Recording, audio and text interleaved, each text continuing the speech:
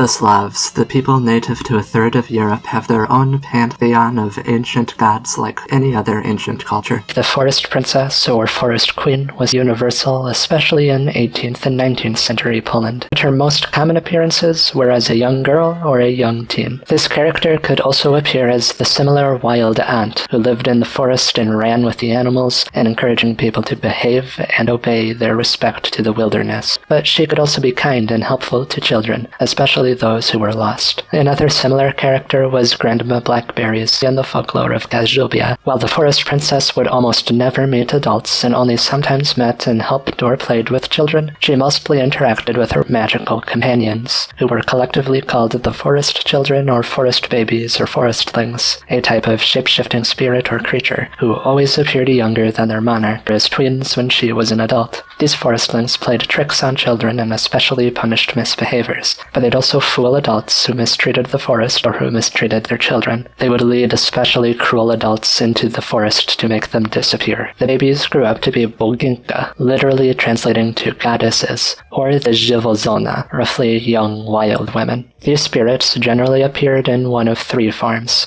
Firstly, as an incredibly beautiful young woman who was either naked or wearing an incomplete bridal outfit, or simple white and revealing clothes. Secondly, as a haggish and horrific woman, with claw-like fingers and long, blanket-like breasts with disfigurations across her body. And thirdly, as a sort of in-between, a beautiful and well-endowed woman with a few hidden haggish features, such as sharp teeth, or an animal tail, or hidden animal legs, often those of birds or deer, or wolves, or with a telltale disfiguration, such as exposed bones. This trend also shared with Ukrainian field spirits, and is also somewhat similar to Lady Midday. The beautiful variety are best known for emerging from nature and seducing lustful men, then dragging the men away to consume him. The halfway goddesses become more reminiscent of the water spirits like the Ruzalka, in that they often lured and abducted all types of people, be they men or women or children, and the haggish goddesses were said to specifically abduct newborn children, specifically enacting their schemes either at midnight or at highest noon, replacing the human child they abducted with false children or lookalikes, and they carried the human